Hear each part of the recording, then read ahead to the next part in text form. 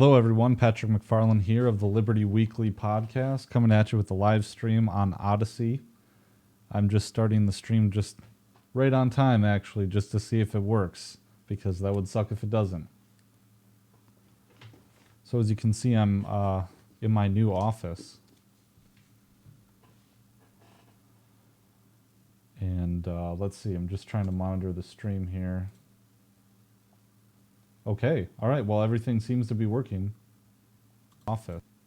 All right, yeah, so I'm going to be talking just a little bit about this book that I'm reading right now, entitled What Have We Done? The Moral Injury of Our Longest Wars by David Wood. And David is, he's a journalist. I believe he's been embedded with combat units. So I've been doing a lot of research on this topic for a project that I'm working on. And it's not just the column that I'm working on writing for the Libertarian Institute. Hopefully that'll be done by the end of the week. I don't know when it would be published, but hopefully it will be done by the end of the week. And I've noticed that it seems like in order to be able to speak on this topic, usually it's either vets who are writing books about this, or it's active military, or it's journalists who have been embedded in war zones. And I think in a way that's because, as Lieutenant Colonel Dave Grossman wrote in his book on this topic, I'm wondering if yep, I do. This is my new desk and everything, but he wrote a seminal book on this topic called On Killing, and this came out in the 90s. But its subtitle is The Psychological Cost of Learning to Kill in War and Society. But as he talks about it in here, there's lots of really mind-blowing information in this book, and it's kind of what they don't tell you about war. And it's like what you don't see in movies. It's kind of like more about the reality of what war is. But he talks about how people who have never killed or who have never deployed and been in combat, how they're like virgins talking about sex if they're talking about killing in war or being in war. And I'm not active, I'm not active duty military. I'm not a vet. I've never killed anyone. I've never been in that situation. And so it's kind of like a difficult topic to talk about when you don't have any credentials or anything like that. And I don't think that should dissuade anyone from talking about it, certainly. But it certainly does give me pause because, I don't hang out with vets all the time. I have some friends in the Liberty space who are vets, but I mostly have little to no experience in this aside from the fact that it's fascinating to me, and it's a topic I've been interested in pretty much my whole memory of life. Because, like a lot of kids, I watched Saving Private Ryan, and I watched all those war movies, and I would fast forward through it and watch the battle scenes over and over again, thinking that it was glorious and really cool. And we would play, army and guns and stuff, around the neighborhood with the neighbor kids. But it really is virgins talking about sex, because there's no way to really understand it unless you do it. Likewise, if you're a parent, there's no way to understand what it's like to be a parent unless you've been a parent. It's just something that it is. Now, that doesn't mean you can't have an opinion on parenting if you're not a parent. I think it certainly you're speaking kind of without that. I think it's ethos, or is it pathos? I think it's pathos is the credentials, I guess, of having experienced that people would give you the benefit of the doubt if you're talking about something that you personally experienced. So I do so with the caveat that I've never been in combat or anything like that. So this book, On Killing, it's one that I've discussed before. I did a documentary on it that you can find on my Odyssey channel, and it's called Blood Makes the Green Grass Grow, Conditioning Soldiers to Kill in War and Society, I think it's called. So you can check that out. I think I uploaded it just recently, actually. But one thing that you learn in Dave Grossman's book, to make a long story short, is that there is an inherent resistance in the human psyche to killing its own kind. and to killing in general, is that through studies throughout time, the officers in the military and historians and psychiatrists have discovered the fact that soldiers actually will avoid killing at all costs. And in fact, at certain points in time, if soldiers are not conditioned or taught to kill, they would rather die themselves or fail to. This gets complicated, but they would rather die themselves than kill another person in combat, or they might fail to protect their friends in combat. However, that's not quite as the same. There's nuance to that as well. And in fact, that the history of the most effective armies in the world have been the armies that have been able to overcome that inherent psychological barrier that soldiers and that everyone has to killing their own kind. And in a way, it's kind of a reason to be very optimistic, because it's a very beautiful thing that humans won't kill each other unless conditioned to do so. And that leads me to the pessimistic side of it, is that the Army has realized this, and the United States Army realized this very soon after World War II. And that was because of a benchmark study by General S.L.A. Marshall. We call him SLAM for short. But he did this study that's become famous/infamous. And in the study, he basically discovered the fact that U.S. soldiers would only fire their weapons 80%, or excuse me, would only fire their weapons 20% of the time when they were engaged in combat.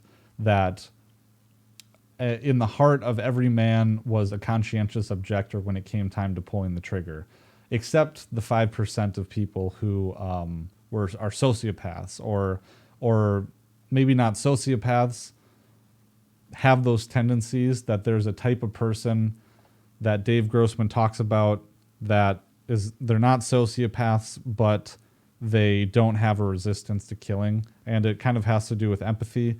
And I would posit that that's just psychopathy. It's a psychopath who was not abused and exposed to maltreatment in their youth, and so therefore they don't become like a serial killer. And these psychopaths are in society all over the place. They usually are lawyers or politicians or some kind of in a profession in the business world where they're doing mergers and acquisitions or something like that. Something cutthroat, something where you throw people under the bus or trample them under your feet on your way to the top, clawing to the top of the corporate ladder, so to speak. Or they're soldiers who are very good at what they do, are in special operations units. And in fact, the Army specifically grooms people with these tendencies to join these elite units because they will kill without hesitation. And you see this, like, for instance, in the Air Force, it was like 3 or 4% of pilots who did all the killing and all the shooting down in dogfights in World War II. And in fact, most pilots wouldn't even fire their weapons at the enemy, or if they did, they would do it to posture. And that's a whole nother thing about psychology. And in fact, I'm not even talking about What Have We Done Yet, the book that I got on to really talk about. So there is something called moral injury that was not really coined or discovered until the past, I think, couple decades. And in a way, this is something that came about during the terror wars, this concept of moral injury. And it's an injury that is, David Wood kind of calls it the hallmark of, well, Vietnam, but also the hallmark injury of the terror wars. Even more so, he says, I believe he says, than like traumatic brain injury from IED explosions or the burn pit cancer. That happens when in Afghanistan, and I believe in Iraq too, they take all their equipment from military bases, all their waste, and they just burn it in a giant pit, and it's full of like heavy metals and chemicals and terrible, awful cancer-causing agents. And that's how Beau Biden died, allegedly, is that he was deployed and there was a burn pit, and he was exposed to the chemicals and the smoke for so long that it caused cancer. and led directly to his death. And this book is very fascinating. I think that it really makes the case that, I mean, it's damning of the terror wars, and it's damning of the psychological effect that the wars have had on soldiers that have really kind of been brushed. It hasn't really gotten the coverage that it should have gotten, and in a way, the VA has really dropped the ball and was completely unprepared for this, the utter wave of injuries, the utter wave of moral injury that has resulted from the wars, multiple. And David Wood, I'm sure that he read Dave Grossman's book. There's another book that I read already called Things They Cannot Say, I believe it's called. And in that book, the author clearly read this Dave Grossman's book on killing because he quoted it several times throughout the book. But Dave Wood kind of tries to grapple with exactly how these moral injuries occur and what is unique about the terror wars that caused this moral injury. And in fact, he does kind of connect moral injury to Vietnam, even though it wasn't really coined moral injury in Vietnam.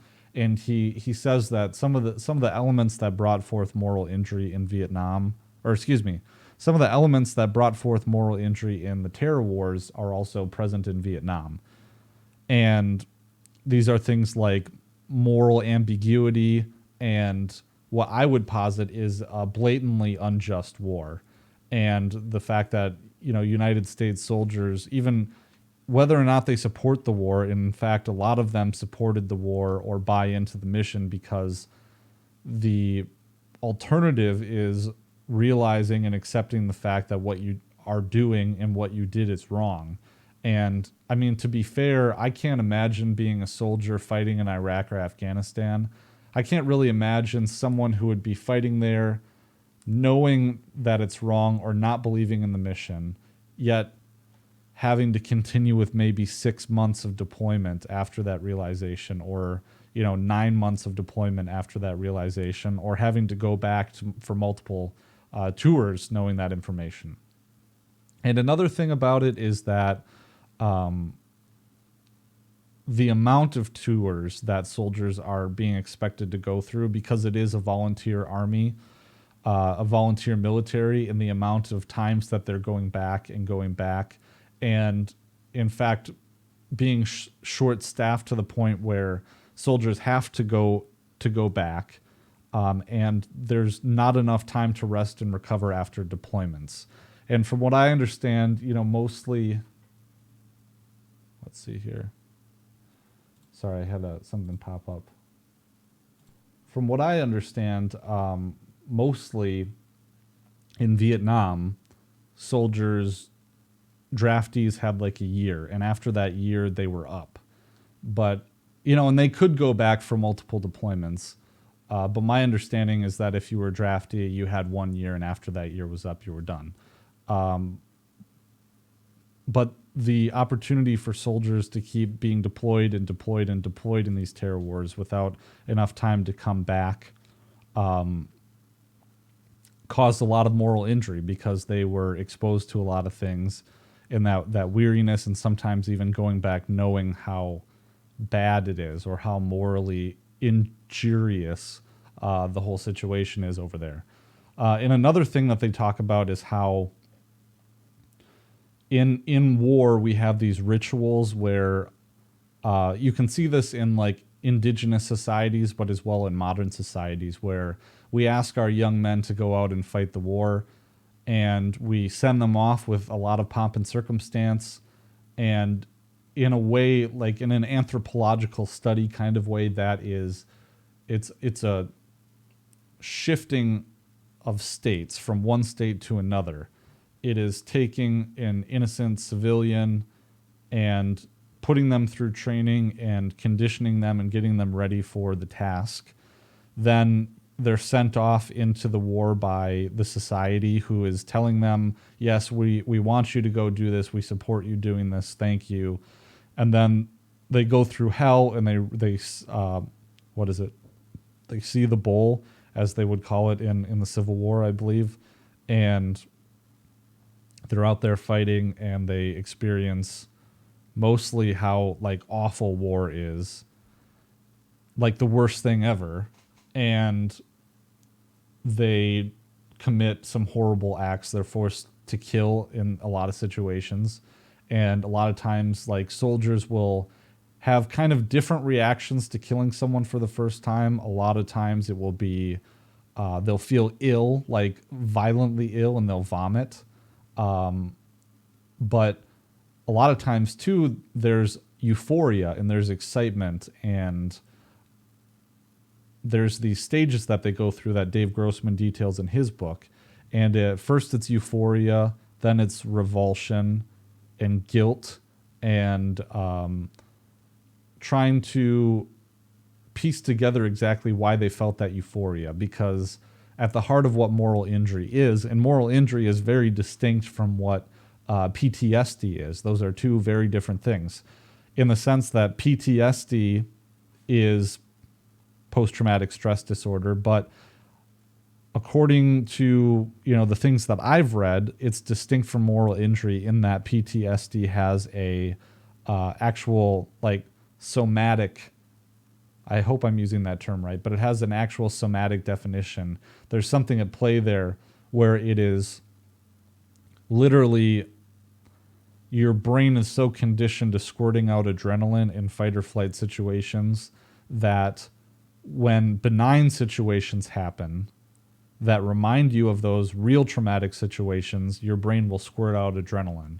So there's an actual like disorder reaction where like a vet will be walking, and the firecracker will go off, and it will, or a car door will slam or something like that, or a horn will honk, or an engine will backfire, or there's a snap or something like that, and the adrenaline reaction will kick in, and all of a sudden, their fight or flight response kicks in to terrible effect. Moral injury is more something that's not quite as tangible. And again, this is my understanding from reading these books. I'm not a psychiatrist or a psychologist or anything like that, but moral injury is something that's a bit more amorphous. It's something that the process that occurs when one tries to reconcile their sense of self, their moral compass and sense of self-worth with the terrible, morally deplorable things that they've had to do. Because inside of us, there is, inside of most people, there is like an inner monologue or a self-view. In that self-view, basically, is that everyone believes that they're a good person, for the most part. There's exceptions, of course. But everyone believes, in their heart of hearts that they're a good person, that they've been imbued with these values since they were a kid. Don't hit people, don't take their stuff, kind of the non-aggression principle. And these values are very deep set, they're very cultural, but moreover, we obey them for the most part. And once you go into war, there's a completely different set of morals, and I'll get into that apply. This concept of just war theory and the moral equality of combatants, which gets into the philosophy of war. And there's I didn't think I'd get into this, but my own talking led me here. There is a foundational book called Just and Unjust Wars by Michael Walzer. And it was first published in 1977. And basically it describes what the mainstream consensus and the mainstream view is on the ethics of warfare on a large kind of scale. And something called the moral equality of combatants says that if you're a soldier, no matter what side you're fighting on, or no matter what the commanders or politicians say, you are morally justified in engaging the enemy and taking the enemy's life. Even if you are a soldier invading Iraq and destroying that country, that basically it's morally justifiable because the enemy is trying to take your life, and you're trying to save the life of your friends and yourself. And in that, it's kind of like I think it's George Patton who said, there's no honor in, what is it? There's no honor in fighting and dying for your country. The honor is in like making the other bastard die for his country. Or there's another quote too about like, it's kill or be killed, kind of that situation. So I think it's kind of the kill or be killed philosophy. I disagree with that. And this might land me, this is going to land me in some hot water. But hear me out here. So there's another book called Killing in War that I've been reading, or that I read already, by Jeff McMahon. I haven't made it through Just and Unjust Wars, but the arguments in Killing in War address the arguments put forward by Just and Unjust Wars. So Jeff McMahon kind of discards that view and says, no, if you are a soldier participating in an unjust war, you are morally liable to be attacked by the enemy who is fighting a just war. And in some sense, you're killing and taking the life of soldiers who are fighting in a just war, defending their country.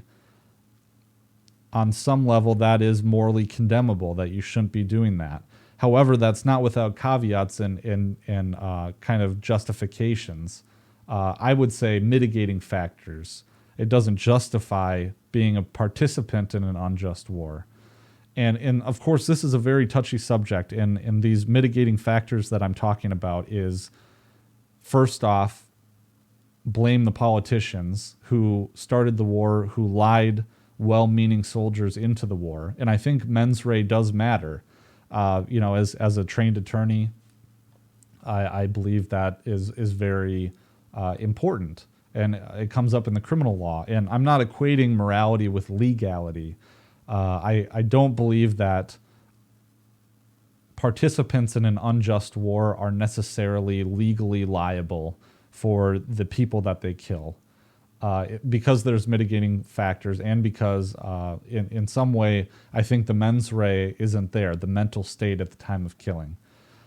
However, there are mitigating factors to the moral argument, and I think mitigating factors that would take place in the legal argument too, as to why soldiers who participate in an unjust war on the unjust side aren't legally liable for the killing that they do.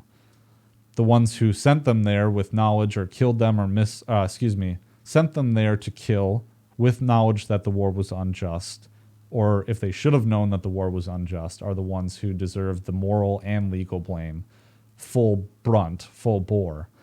But these mitigating factors is that, soldiers don't know what they're signing up for. Often they're very young men. Sometimes they sign up and say, I'm getting messages from Odyssey right now. Thank you so much. Really love the platform. Thanks, guys. I just got a video flagged on YouTube, and of course I've been with Odyssey for a while. I really like it.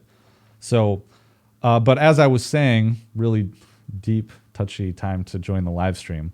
But as I was saying, soldiers who are recruited to participate in an unjust war are usually lied to.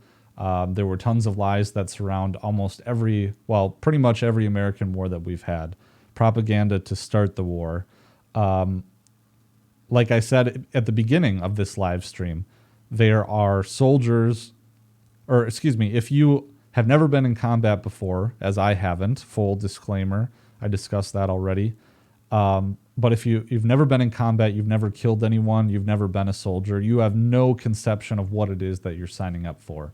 And in fact, a lot of the context that you would have is misleading. So I think that's a big mitigating factor.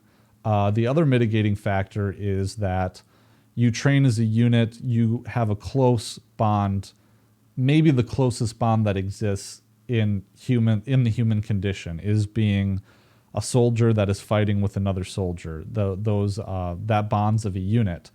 And complete trust that you have to have, and the pressures to get your buddies back and to protect your friends is enormous. And I think that's a strong mitigating factor. And the other mitigating factor is self-preservation. You're fighting for your own life. And I think there's something to be said about that, because at least in the libertarian legal construction, you have a right to your own life. Now, that being said, if you are unjustly attacking someone in an unjust war, they have a right to take your life, or at least to try to. But it is a mitigating factor, I think, too. If you're lied into a war, you don't know exactly what you're getting into. Maybe you believed that what you were doing was protecting, your family. These are really admirable motivations, and we send some of the best of us to fight in our wars, and these people are motivated by the best idealized version of what America should be. Perhaps is they believe they're defending liberty, they are defending their families and communities, and I think that's laudable. It's just heartbreaking to see it, exploited. And, there's not all vets feel this way, but I will guarantee you that, well, I can't guarantee you this, sorry. Not all vets feel that way. I can't guarantee you this, but I can say and claim that a vast percentage of soldiers recognize that what they're doing is not moral. And that's what moral injury is about. Even killing another person in a completely justified war, soldiers realize this. And the other percentage, are soldiers that have sociopathic tendencies or have this lack of empathy that allows them to kill. And there are, people like that are important to society. And I think that even in a society that I would envision, these people would be necessary to do things like work security or to provide national defense in a different kind of way than it currently exists. And so I think that that's valuable. And so when we're discussing moral injury, and the reason I'm discussing this, and I feel like when I discuss these things, I really have to justify them because I'm not a veteran and because I've never been in war, and because, a lot of vets would be pissed off. If they're not anti-war, they'd be probably really pissed off at someone like me talking about this, and making, pointing the finger in a certain way, saying that it is not moral to be a soldier in an unjust war on the side of the aggressor. And I can't understand that, from an empathy position, but I can understand it from a sympathy position, that it must suck to be, in a war and to have to kill and to lose friends. And then you get back home and you have, Patrick McFarlane in his fucking basement telling you that the war was evil. No, I'm trying to, what I really want to do is come to this with an open mind and to talk to veterans and to listen to what they think and what they have to say, and to try and be as healing of a force that I can be as a civilian in a really fucked up situation and a really heavy thing that's kind of beyond my comprehension. But to be someone who can listen and not cast individual judgment, but in a way to advocate in a broader picture for ending the wars and to stop making combat veterans who have to grapple with these problems. And there is a place for war. I'm not a pacifist. I think there is a place for war in immediate self-defense, humanitarian interventionism, or like a situation where the Syrian government invited Russia in to help them battle ISIS. I don't even know about that. If I was Russian and the Syrian government invited Russia as a country to send soldiers over and to aid them in the fight with ISIS, I would be against that. And the reason why is because you can't get the consent of every Syrian to go over there and to fight ISIS. People are individuals and axiomatic, or excuse me, people are individuals, and when we're discussing them, I go from the axiomatic principle that they are individuals with their own, consent to certain things, and you just can't carte blanche give consent to a foreign military to come and intervene in your country. And, of course, I'm sure Russian soldiers have killed Syrian civilians, even if they're fighting ISIS.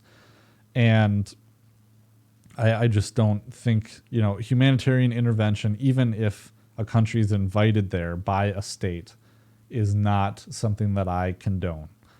I think it makes it a little better, but it's not something I condone. So that is what Jeff McMahon talks about in Killing in War. And I think, I believe that what he says is acceptable to vets. And I think that when you're saying something like what I'm saying right now, I think you have to be very careful. I think you have to talk to vets and get their perspective. Because, of course, Jeff McMahon is not a vet himself. He is a professor of philosophy. This was published through Oxford University Press. But he is a professor, and he has no military experience. He says, killing a person is in general among the most seriously wrongful forms of action, yet most of us accept that it can be permissible to kill people on a large scale in war. Does morality become more permissive in a state of war? Jeff McMahon argues that conditions in war make no difference to what morality permits, and the justifications for killing people are the same in war as they are in other contexts, such as individual self-defense. And I think this is, he's hinting on what is really kind of a libertarian point, because libertarians of my variety say that basically there's no reason that we should have a state, which is a group of individuals that have the right to initiate violence against other individuals. They have the legal right to do that in a statist society. But in a real, context, there's no such thing as, the state group. There's no such thing as a group like, say, if we gave Walmart the ability to initiate violence on if we gave Walmart the carte blanche ability to the legal right to initiate violence against people within Walmart who were doing things that Walmart declared they didn't want them to do. So if someone, took food off took like a product off the shelf and left it in the aisle and then left to do shopping elsewhere, and Walmart forcibly detained that person, that wouldn't be okay just because a majority of people say that Walmart has the right to do that. And that's what the state is essentially. And for someone, for someone who's not a libertarian to have that realization, I think is huge. Now, I wish that he extended that realization to the state. However, he does not. And he kind of dances around it, though, because I believe at one point in the book he talks about how it really, since the conception of the state is of war is something that only happens between states, and in Rousseau's theory of the social contract, he discusses this, is that the conception of warfare is confined to something that only occurs between states. Jeff McMahon kind of like flirts with the idea that the state is not a legitimate way to organize society. However, I digress. So he says, this view is radically at odds with the traditional theory of the just war and has implications that change common sense views. McMahon argues, for example, that it is wrong to fight in a war that is unjust because it lacks a just cause. So he doesn't say that humanitarian intervention is, he makes the caveat that it is only legitimate right, morally speaking, in very, very limited contexts. And I wanted to read, to kind of backstop the point that I was making. I wanted to read, because he has a section in here, being someone who is not in the military and has no experience killing or doing anything like that. He has a preface although his father was a Marine Corps vet. But his preface has a bunch of people whom he consulted to write this book who think that it's fine and dandy. So he says, I'm very grateful to Lieutenant Colonel Joseph Dominic, Lieutenant Colonel Brian Imiola, Major William Weaver, Major Stephen Woodside, Lieutenant Colonel Jeffrey Wilson, and Colonel Daniel Zupan, two of whom he was proud to claim as his students. You know, that being said, at the same time, he doesn't have a lot of grunts in here who I assume are actually doing the killing. I could have sworn to God that there was a section in here, sorry about that, where he was actually talking about the grunts and all the military people who read his book and agreed with him. Let's see.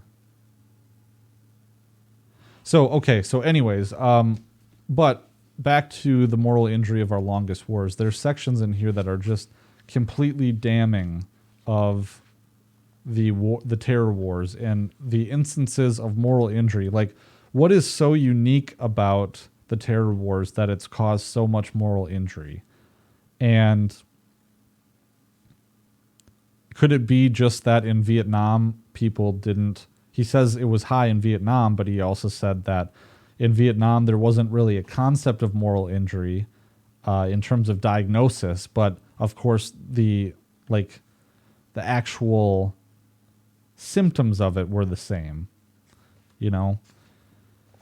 And so, let's see here. I'm trying to find... There's so much in here about... It's really depressing to read. There's so much about suicide and particularly gruesome experiences that soldiers have had. And one of the great lies that the military does is it gives this code of ethics and honor that people, that soldiers kind of imbibe.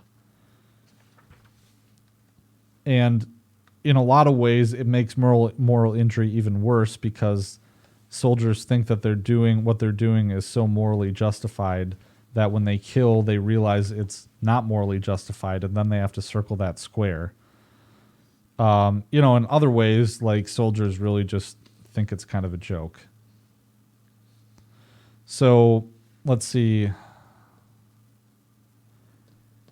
October 2006, Congress passed legislation requiring the Pentagon to expand the testing of troops before and after their deployment to the war zones and to tighten its tracking procedures to ensure that troops flagged with mental health conditions be seen by mental health practitioners. The conclusions of a Defense Department task force on mental health published a year later in June 2007 confirmed what many soldiers, Marines, and their families already knew, that the Pentagon's mental health services were, quote, woefully inadequate to meet the demand. Unprepared, 6 years after we went to war. It's just unacceptable. Our involvement in the global war on terrorism has created unforeseen demands, not only on individual military service members and their families, but also on the Department of Defense itself, which must expand its capabilities to support the psychological health of its service members and their families, the task force reported. New demands have exposed shortfalls in a healthcare system that in previous decades has been oriented away from a wartime focus. Staffing levels were poorly matched to the high operational tempo even prior to the current conflict, and the system has become even more strained by the increased deployment of active duty providers with mental health expertise. The system of care for psychological health that has evolved over recent decades is insufficient to meet the needs of today's forces and their beneficiaries, and they will not be sufficient to meet their needs in the future, end quote. This is amazing. So listen to this. Things weren't much better over at the sprawling VA, where its 280,000 employees were struggling unsuccessfully to keep up with the unanticipated demand by Iraq and Afghanistan war veterans for mental health services despite its $140 billion budget. Senior VA officials assured me things were fine, but in 2009, a coalition of veterans groups sued the VA, and the U.S. Court of Appeals for the Ninth Circuit agreed that the VA, because of inadequate mental health care and other medical lapses, had violated veterans' constitutional rights. It found the, quote, influx of injured troops returning from deployment in Iraq and Afghanistan has placed an unprecedented and unexpected strain on the VA and has overwhelmed the system. As a consequence, the court determined veterans were forced to endure lengthy delays for treatment, especially for mental health care. Some, it found, had committed suicide. The VA's unchecked incompetence has gone on long enough, the court declared. No more vets should be compelled to agonize or perish while the government fails to perform its obligations. So all that we already kind of knew about. So in the meantime, here's more. A few veterans disputed the court's findings, but its decision eventually was overturned on constitutional grounds. The VA continued to sink. Its employees worked fast, but new benefits claims came in even faster. Between 2009 and 2013, the VA's clerks processed 4.1 million claims for benefits, but during that period, 4.6 million new claims came in the door. Eventually, VA officials were discovered lying to cover up their inability to handle the workload, and in 2014, Secretary of Veterans Affairs Eric Shinsky, a decorated combat vet himself, was forced to resign to make way for a promised bureaucratic house cleaning. So the Army, meantime, decided it better get serious about preventing battlefield trauma, even if the experts couldn't agree on what exactly trauma was. So this is referring specifically to combat trauma, and he talks about that a bit earlier. He says in 2008, General George Casey, the Army's chief of staff, began working with the Positive Psychology Center at the University of Pennsylvania, whose director, psychologist Martin Seligman, had written such popular self-help books as Authentic Happiness, using the new positive psychology to realize your potential for lasting fulfillment. Now, I don't know if that's tongue-in-cheek, based on, this guy's a self-help guru and they've hired him to head the VA, the VA program.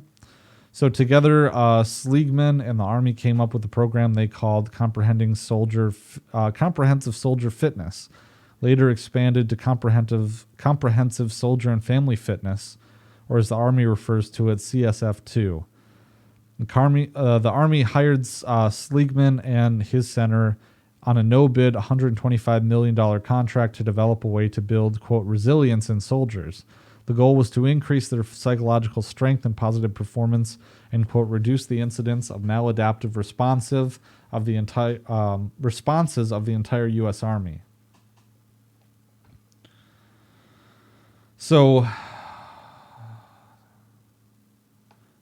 talking about, just the ways that they go through and the different ways they evaluate soldiers for this program and for treatment.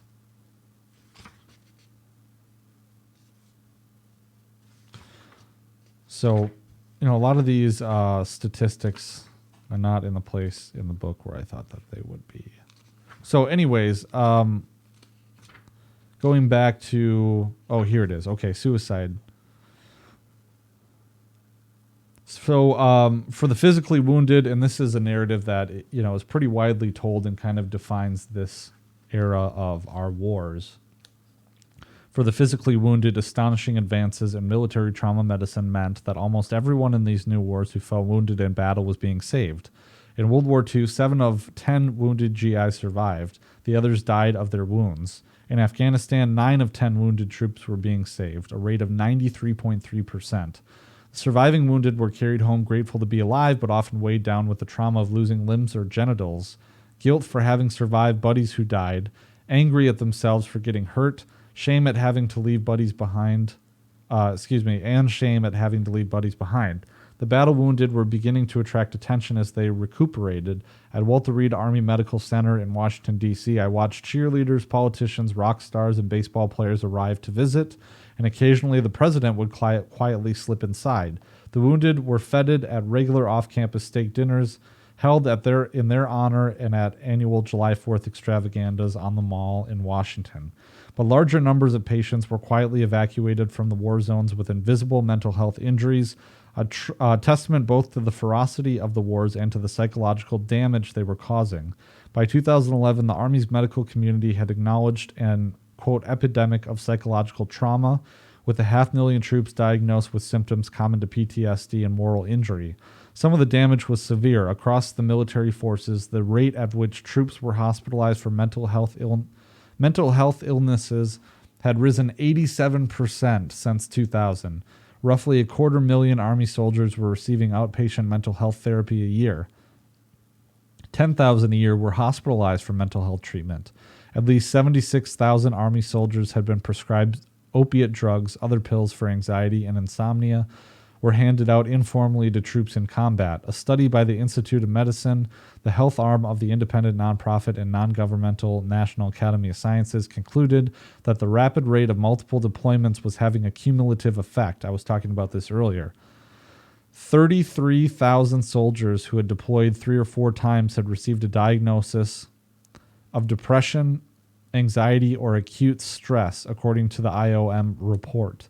Many were being returned to battle nonetheless, but by 2010, the Army was holding back 13,000 active-duty Army soldiers, physically and mentally battered, who had been declared unfit to deploy. The repercussions of these psychological injuries didn't just impact individuals, they resulted in a deterioration of the military itself, a faint echo of the demoralized, crime-ridden post-Vietnam Army of the 1970s. An alarmed Army report published in 2012 found that violent crime in the ranks shot up 31% between 2006 and 2011. That year, the Army recorded 122 homicides among its soldiers. On active duty at the time were 42,698 convicted criminal offenders and 11,257 convicted drug and alcohol offenders. The roster of criminal offenders included 4,877 soldiers convicted of multiple felonies. 438 active duty soldiers had been convicted of multiple violent sex crimes. Some families were breaking under the stress. Domestic violence cases across the Army rose 50% between 2008 and 2011, while incidents of child abuse climbed 62%. By 2010, almost 4,000 military personnel from all services were hospitalized for attempting to threaten suicide. That year, 280 active duty, reserve, and Army National Guard soldiers died by suicide, along with 15 military family members. Suicides among women veterans rose 40% between 2000 and 2010. Suicides among comparable non-veteran women rose only 13% during that period. Wonder why that is. By 2010, suicides per 100,000 had risen to 35.9% for vets, nearly 3 times the civilian suicide rate of 12.4%. But it wasn't until June 2013 that the full extent of the psychological damage became evident. In a detailed analysis by the Army Armed Forces Health Surveillance Center, it found that the most frequent diagnosis for patients medically evacuated from Afghanistan for treatment between 2001 and 2012 was not traumatic amputation or blast injury, but, quote, adjustment reaction, a medical diagnostic code that includes anxiety, depression, and acute stress. Also high on the medevac list, patients with episodic mood disorders and dissociative somatoform disorders. In short, the military was experiencing moral injury on a scale that was both massive and unrecognized outside a small circle of researchers. And I still think that this topic does not have enough coverage, and that's why I'm covering it, and that's why I've taken an acute interest in this, and I am researching the hell out of this. So I wanted to come on, do an Odyssey live stream, in part because YouTube deleted my last video, and I would like, it'd be really awesome if more people subscribe to me on Odyssey. So if you're somehow watching this video and you have made it to the end and you are not subscribed to me on Odyssey, please do consider subscribing. I really appreciate that. And consider sending me some LBC, tipping me with LBC, and you can send fiat currency now. I prefer LBC over fiat currency. But if you enjoy my content and you'd like me to make more of that content, please consider sending me some LBC. I use it to upgrade the show. You can see that I recently purchased a camera. I really like this camera. It's a really nice camera. I hope that you also enjoy it. Yeah, thanks so much. Thank you to Odyssey. And if you like this content, please comment, share, subscribe, tell people about it. And we'll catch you later. Thanks. Peace.